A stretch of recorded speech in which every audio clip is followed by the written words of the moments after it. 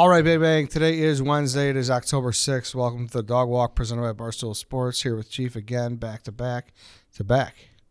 To back. And it's going to be to back again tomorrow. Yeah. Kind of a breaking news story here that we had to get to. Yeah, I think this, I can't even, I don't have enough fingers and toes and DMs for the amount of people who wanted us to do this topic. So we're gonna do our best today on the Pandora Papers, not to be confused with the Panama Papers. And guess what idiot has been calling it the Panama Papers this whole time? I wouldn't say that word. Thank you. I don't name call around here. Would you call anybody else in this office that word? No, we got all high-functioning, really smart, thoughtful guys who work in this office. Interesting. Yep. Okay. No guy who has a team in the playoffs? No, Okay. I wouldn't say that. Okay. No. Interesting. Yep.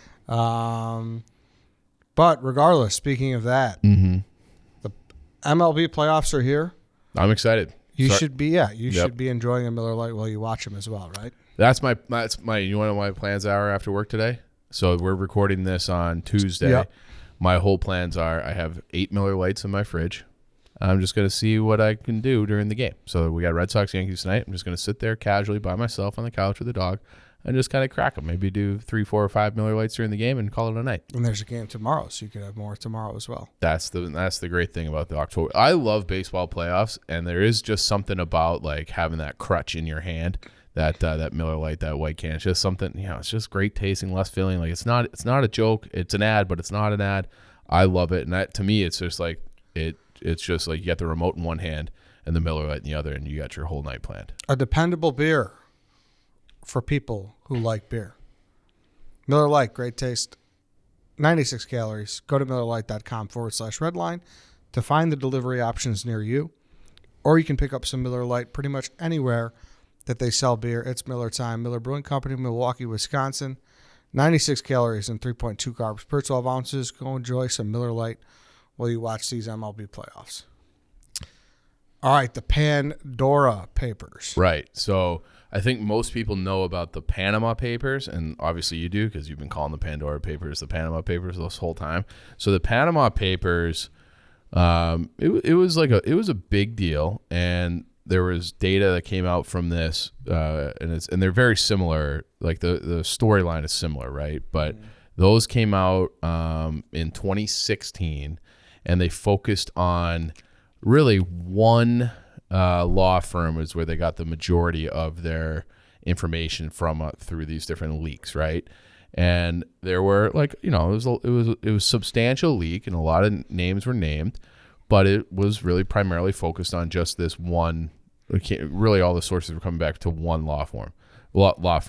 This came from 14 different service providers, and there were over 12 million documents that had to be combed over and gone through by by this. Basically, it's a consortium. This organization, they're loosely affiliated. It's a network of reporters and media organizations called the ICIJ. And they had to sift through all these confidential files, and they're not revealing any sources. But we're talking like an unbelievable document dump. Like, have you ever read through the fine print of a contract, or even if you're updating your apps or something? You don't want to read through that. You just scroll through and just be like, yeah, I accept. Just steal all my data. Don't make me read a document.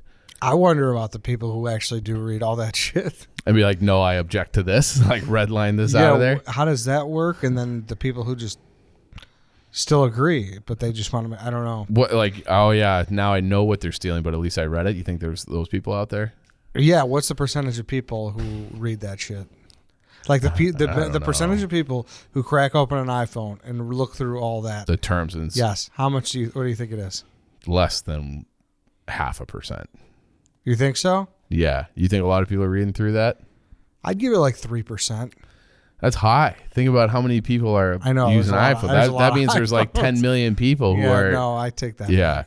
So, I don't know. But it's a lot. It's as much this word doesn't mean... I don't fully understand it, but it's one of those words that I know is big.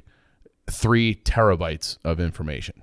So, this is just a bunch of you're talking, and it took them years, right? It took them years to go through it because it has to. But you're looking at financial statements. It's not this stuff was so like just jumping off the page at you. You kind of have to know how to look for it and how to read it. So like credit to these people who went through all of this.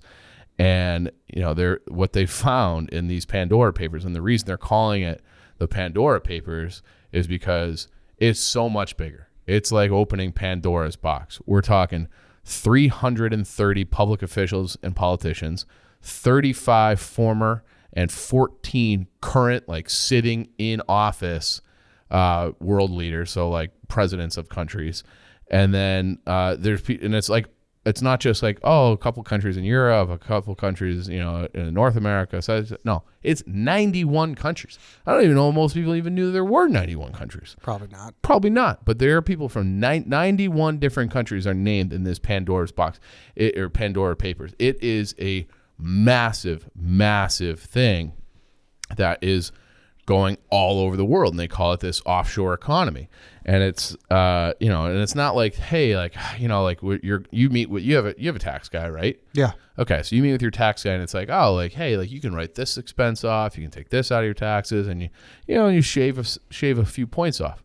No, okay, this is with people that are again the richest and the most powerful people in the world. And it's at least hundreds of billions, and some people are estimating that it is like $1 trillion economy flowing through these different places, like the Cayman Islands and Samoa and Belize and all. They call, you know, these Swiss banks. That's what a lot of people like to talk Swiss about. bank, Right? like the Swiss were like the original, like they were the original ones. Like they get linked to like a lot of the stolen art from the Nazis, and like, you know, they used to, when they did the Holocaust, they would steal all these different things, and it's like, we'll steal it from the Jews, and that's our shit now, but that's like highly illegal. So they would hide their ill-gotten gains in Swiss banks, and they're super confidential. And it's so, I'm sure there are Swiss banks. Luxembourg is known for that as well. And then there's one other little guy in Europe like that, Liechtenstein. Liechtenstein is like the highest GDP of any country in the world, and they don't really make anything. Okay, so that's a little interesting. That is interesting. Yeah, and beautiful country. I drove through it one time. Took like 4 hours. Oh, wow. It's very tiny. Anyways, but this, you know, it's like a huge thing, and it's names and countries and people that you know. So like the biggest one is probably Putin, and this is the one that people are like jumping off the page, is that Putin has this former side piece, we'll say, that he had a long-standing relationship with, and she ended up getting she got pregnant. So Putin doesn't want her around anymore, this fucking daughter that she has. Fuck that.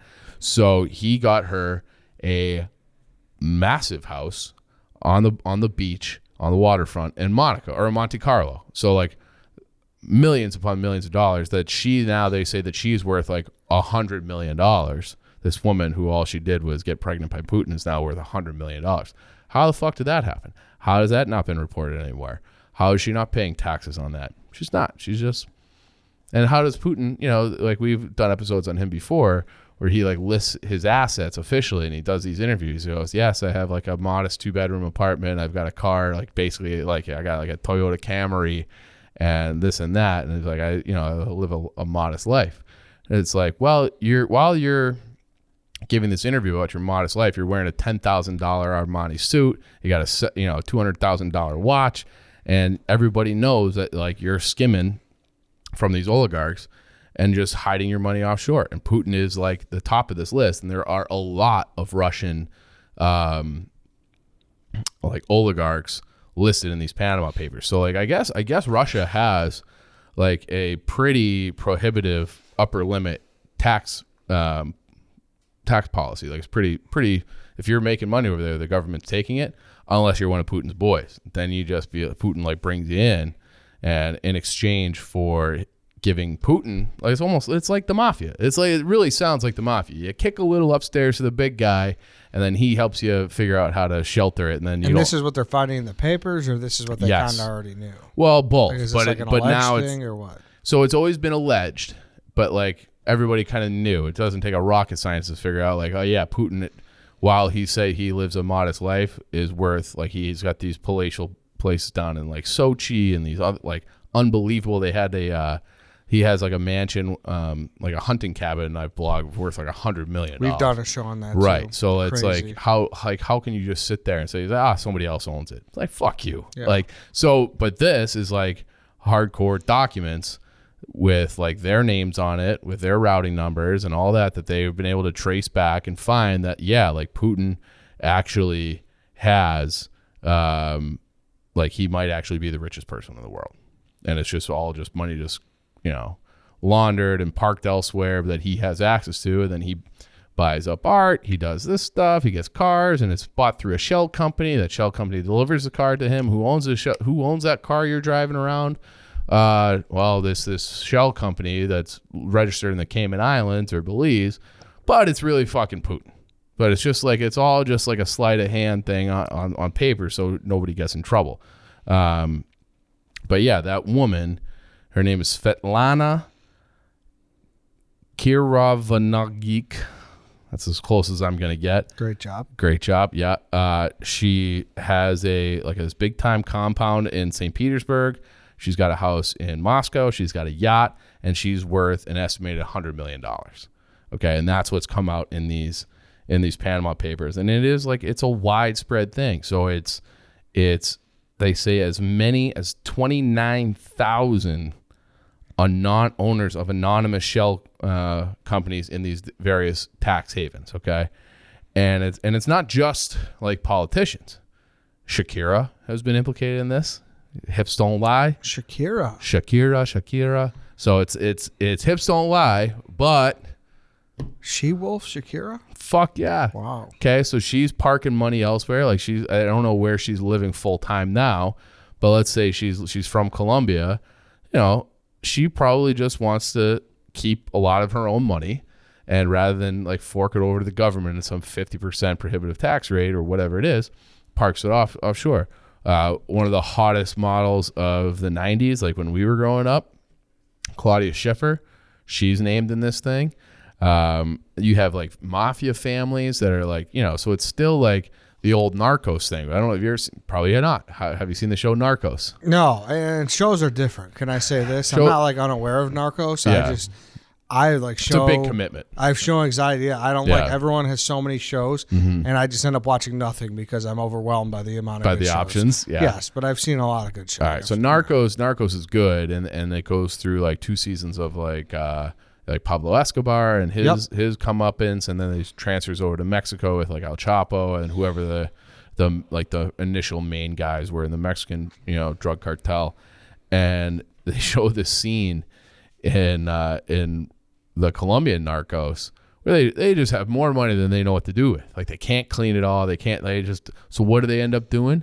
They wrap it in plastic bags, put it in oil drums, and bury it. So they just have like these oil drums filled with like not just like small like amounts, like $30 million. Like $30 million. Breaking Bad. Yeah, just buried out in the jungle. It was like, holy shit. Okay, so this is like the modern day equivalent of burying cash, but you're able to move it and put it on these different places around. And the same thing with like in the movie Blow.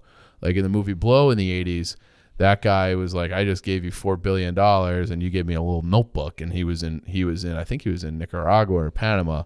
But then like one of those governments collapsed. This is for George Young, collapsed, and like all the assets in the banks were nationalized and seized. And you just like lost out on all that money. Yep. So that's how this is. So it is like a widespread, not just political people, but celebrities, basically just like the elite. Hey, let's take another quick break here because we got to talk about our friends at DudeWipes.com, DudeProducts.com. They got it all, people. Like we've been saying it over and over. The Dude Wiper 1000. Yes, your favorite. It's like a life changer. Mm-hmm. I got to get it. You do. Yeah. You do got to get the Dude Wiper 1000. Honestly, it is a life changer because, I don't know, I just feel like we're talking about other countries. I feel like they do it right. I feel like that is a fancy boy European thing. Yeah, I know. Bidet, and now like the Dude Wipe people are bringing it right to our door seat. Yeah, it's a bidet. Mm-hmm. If you don't know what it is, it's super easy to hook up. You could go on their You've website. hooked it up. Yeah, I've hooked it up, and I'm not Joe Handy, so right. Go do that. Grab one of those. Trust me, honestly, it's a game changer. And just get the wipes. Stop using the shitty, scratchy toilet paper. Switch to Dude Wipes. Mm-hmm. Get the Dude showers. I love the Dude shower. Yeah, dude, showers is great. Yep. That's great. When you were riding the rollerblades over here, you'd always have one on you, and you'd be wiping down when you walked in the door. Yeah, and I've been doing the divvies home lately, and then just that where it's like, do I really want to like take a full shower? Yeah. No, I just want to feel a little bit fresher. You do that, and then they have those little Energizer wipes. I don't know if have you used those. Oh yeah, those a lot are of March Madness when we were working. Yeah, watching basketball for 16 hours. Hard job. Well, just being at Joe's was a long time. It was. Those lights were hot too. Yeah. And Portnoy stresses me out. Yeah, exactly. Yeah. Use code BC15 at dudewipes.com or Dude Products for 15% off your entire order. That's BC15 at dudewipes.com, or they're at Amazon, Walmart, Target. You know where to find them. All right, go get your Dude Wipes. Let's get back into the episode. You know what's kind of conspicuously missing from the Panama Papers? Like, what country isn't really implicated that much? America? Yeah. And you want to know why that is? And this is something that's been like talked about with this Pandora. I would love to know why, but I can't think of off the top. The United States is used as a tax haven for these foreign nationals, much the same way that the Cayman Islands and Belize and the Swiss banks and all that shit, they looked at the United States being like, hey, you know, like for their upper class, so not the 1%, the 0.0001%, there's an effective tax rate here. If we count all the loopholes and this and that, of like between 1% and 9%. Like you always hear things where it's like, well, Amazon is like and Bezos, the richest guy in the world, wealthiest guy in the world on paper, pays zero in taxes. Okay. Amazon pays zero in taxes. And, you know, same thing for General Electric. I remember one year General Electric used to be like considered like, you know, it still is like one of the biggest companies in the world. What do they pay in federal income taxes? Zero. Corporate income taxes, zero. Because they're like, oh, we're reinvesting it here, we're reinvesting it there. And these companies, not necessarily illegally, but that was a big thing. I remember it was like an election talking point maybe in 2016 or maybe even 2012 about all like Apple and all these major oil and gas companies. They just have money that is it's capital that is living over in these other countries because they don't want to bring it back. Because they don't want to show it on their books in America because then they have to be taxed.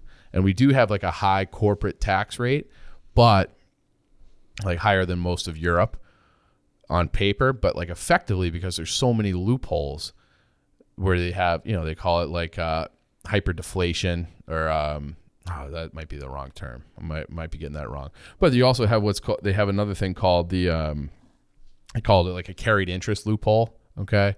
So if you're like a hedge fund guy or investment banker, private equity, and you're getting your money from that, you might have like a very low salary. So you're on the books is getting, so you're going to have your health benefits and this and that, but you're getting paid a percentage of these deals that you make. So if you buy a company for $100 million and you sell it for $200 million, and you're bringing in that let's just say you make $10 million on a given deal. Okay. Well, they have this carried interest loophole, and what effectively that is in the United States is that's not declared as income. That's a capital gains tax. So your capital gains tax, and that's always like a talking point, and like Bush lowered it, Obama raised it, but it usually is anywhere between 15 and 20%, where what a normal person would pay, like if you're LeBron James and you're making $30 million just in salary, well, that gets taxed at 37, 39%. And then obviously like your state income tax, depending on where you live too, like that just like your salary gets taxed. If you're doing it on a trade, you make the same, like hey, LeBron made 10, I made 10, I made it in private equity, he made it in basketball, mine's taxed at 15 or 20%, his is taxed at 39. So it's like, well, what the fuck? So it's gotten so crazy that another thing that has come out in these Panama Papers is that one of like the epicenters of like being a tax haven is like South Dakota, because like they've just set up their own state laws where they're very like they want money coming in because it still benefits the state on some level, but it's like why are kings and presidents in this parking money in South fucking Dakota, like Grand Forks, South Dakota? Well, it's because that might be in North Dakota. I just was making up a city. It's because like they get treated very well by the local officials and by the legal on the books tax policy. So like that was like kind of a wake up for me. It's like, wait a second, no Americans are implicated. Like, fuck it, we'll pay 9%. Like it probably costs you 9% to wash it on these different various accounts anyways. But if you're legally in other countries supposed to be paying, 45, 50%, then yeah, you might put it in the Cayman Islands or put it in the United States. And that's like another guy like central figure is this King Abdullah of Jordan, who apparently King Abdullah of Jordan has been buying up real estate all over the United States. Okay. So we're talking $100 million on luxury homes in the United States and in England. So, and like the most expensive real estate markets in the world. He's got a place in Malibu. He's got a $10 million place on the river outside Washington, D.C. He's got places in New York. He's got places in England. Like he's got these places for his family to like party and just have these different investments where you're like, yeah, like I invested in this real estate thing through a shell corporation. So like my money is clean, it's not taxed, and then I'll flip it and I'll make the money and pay the capital gains or not. It goes back to the shell organization because they might declare a loss on something else that they bought. So it ends up being a wash and then they just walk away with all the money. So, and it says between 2014 and 17, he spent nearly $7 million on luxury real estate in Southern California alone, and somehow like dodged taxes on all those purchases. So like he is skirting it big time. For a side note, the King of Jordan, and that's I think this is kind of gets confused sometimes with Middle Eastern countries, is that they all assume that like, oh, they just have every place over there has oil money. That's not true. The Gulf states do. So Iran, Iraq, Saudi Arabia, UAE, Qatar, Bahrain, those places have like fuck you oil money into like, the trillions, and they're like the wealthiest people who ever lived, right? The Kingdom of Saud. That's not the case in Jordan. Jordan's like a very poor country. So it's like, wait a second. So if that guy, he's just the king, okay? He's just the king of Jordan, but it's a poor country. How the fuck does he have hundreds of millions of dollars to park in these different places and buy up all this luxury real estate while his people are starving? And it's like, he must be skimming off the top. Jordan, because they've become a home to like a lot of refugees, both from Palestine, more recently in Syria, from the Syrian refugee crisis, they've been taking a lot of people in, and in exchange for that, they get aid from us and others, and they're basically like, hey, like, yeah, here's a bunch of money to help with your refugee. And it's like, oh, one for the refugees, one for me. One for the refugees, two for me. And he's just skimming off the top, keeping it. And then they say that like they also get a lot of aid from Saudi Arabia. And there's reports, because the State Department be like, oh no, like all of our money is totally accounted for, which bullshit. Like we've seen how that works with Iraq and Afghanistan, where it's like, oh yeah, like our money is spent and goes to where it's supposed to go. Like that never happened. So I don't really fully believe that. And but then there are also reports saying that they got a lot of aid to be an ally of Saudi Arabia, and it doesn't, like they say like they'll have checks sent that don't say to Jordan, like, or sending it to Jordan whatever for this purpose. It just goes, yeah, just write King Abdullah's name on it. Okay, like and that's something that's in these Pandora Papers. Like, oh, like Saudi Arabia is just handing this guy cash. Have you ever? Side note: have you ever seen the Queen of Jordan? No. Oh, but when I just Googled him right now, it says I Googled King of Jordan, and the first like Google trend is wife. She's gorgeous, Mm-hmm. gorgeous. I think it's like Rainier or something. I got a picture up here for you. Just give that a little look at that. Oh yeah, beautiful woman. And so good for him. Good for him. Nice looking family. But like, and it is also like highly illegal, like to speak out against the king. So much so, but he's been charged with having like crazy corruption over there. Like he's a king. He's the king. He's the king. I feel like places that still use the Have a terminology king. king Yeah. is probably tough to speak out against them. Very much so. And like this is like an ongoing thing, so more and more things are going to come out. But quickly about the king, he just survived a coup attempt. Like someone tried to like come in and whack him out and take over the country. It was his half brother. His half brother's like getting tortured in jail right now. Oh, wow. So they foiled that plot. Almost it sounds like kind of like Gladiator, where it's like they like lured him in, like, oh yeah, this guy's doing it. Snatch him up, throw him in jail, because you don't come at the king and miss, as the saying goes. Yep. And that guy came at the king and he missed big time. And but it's just crazy. So what is the big problem here with and you got the president of Czech Republic, you got people like powerful people, who's also like a billionaire, and he's like run on this thing being like, yeah, we got to stop, like kind of like sounding like Trump, like we got to stop the elites from like breaking all these laws, and they got to pay their fair share, this and that. And it's like, oh yeah, whoops, I'm actually doing all this shit that I'm like campaigning against. But he was elected in 2017. We'll see if he gets reelected here coming up. But it's the problem with this is, and the same thing that came out with the Panama Papers, is that all the people who are benefiting from this are the people who would be in charge of stopping it, right? Oh, yeah, that's what I was gonna say. Yeah, like I'm waiting towards the end here, and I'm like, all right, I don't think there's a way to stop it, because I don't know how you could, because like we're certainly not going to do it, and Putin's not going to do it, but these countries, I guess us included, we want the money flowing through here, even if we're only getting a percentage, or if the Cayman Islands is only getting a percentage for making a wire transaction and making it look clean. Like they're not incentivized to stop. The people who are hiding their money aren't incentivized to stop.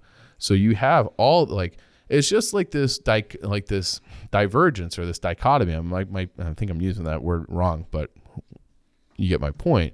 Is that there are crises going around all over the world where things are getting better from like poverty and things like that, but it's bad. Like there's a lot of bad shit going on. There's a lot of poverty, a lot of like healthcare issues that seemingly could be paid for by the money that's already in the system, but it's just hidden. And so it's like the people who oftentimes we've elected to be our representatives and to do the will of the people are really just doing the will of themselves and protecting their own money and their own interests. And maybe that's an episode we should do next week. It's like a theme, like Facebook. Okay, like they obviously were in the news yesterday. They crashed for 8 hours, blah, blah, blah. But they also had the big 60 Minutes thing, where this woman who was like a senior product manager or something for Facebook came out and said, like, yeah, there's several times where they knew exactly what they were doing, that it was corrosive to the public discourse, it was bad for people, but it was good for them because it made them addicted to Facebook. And we talked about that. There was a documentary that came out on Netflix maybe 6 months ago or something like that, that talked about that. But they didn't have anybody like really truly on the inside, especially with Facebook. And then this woman went on the record and did it with 60 Minutes, being like, yeah, Facebook is like intentionally like making things bad, doing things to make people angry, like putting out misinformation. And it just gets back, like, I don't know, I'm like more disillusioned, I think, than ever. But it's like, you look at what happened in Iraq and Afghanistan in 2008, and they got this fucking thing now. And it's like, why would you ever trust anybody about anything? It's like, that's like, if everybody's telling me to do something, that makes me think that I should look into it a little bit deeper myself, because it just seems like something's fucked. If everybody in the world, all the most powerful people are saying that you should be doing something and that everything's good, whether it's Colin Powell getting up there and shaking the anthrax thing, being like, this is all over the place in Iraq, we have to go in there and get at the weapons of WMDs. There's none of that shit there, and they knew it. And so it's just, and that's been proven that they knew it. So through declassified documents. So it's just like, you just can't trust anybody in charge. You have to, think for yourself. Yeah, but here's the thing, though. I do agree, and I know Big Cat's kind of leading this charge, where like conspiracy theorists, and like, listen, like this is real is not shit. A conspiracy. Yeah, and we like to have fun with shit like that. And like, we don't get too deep on it, and I think we don't like overstep the line. We're broken brains. But people have lost their minds with those. With what? with like all the conspiracies and like. Yes, I agree. And that's like a problem. Right, I do. Like the people, but I think there's a difference between being like, yeah, Bill Gates is trying to microchip people. Like, I think if you're in that, or like Donald Trump is secretly running the country and he's going to have like a military coup and all this, like those people are like way out there. And I do think that those people get like mixed up and conflated, and I think maybe intentionally so, with other people who just have like legitimate concerns about various issues, like the ones we're seeing like right here in our face. And I think that there's a difference between, like, there's levels. Like, I don't like, there are people out there who think like JFK Jr. is going to be the, come back from the dead somehow, or who he faked his own plane crash death in 1999 so he can run for president or run for vice president with Trump in 2024. He's been dead for 25 years. Like that, I agree, is fucking insane.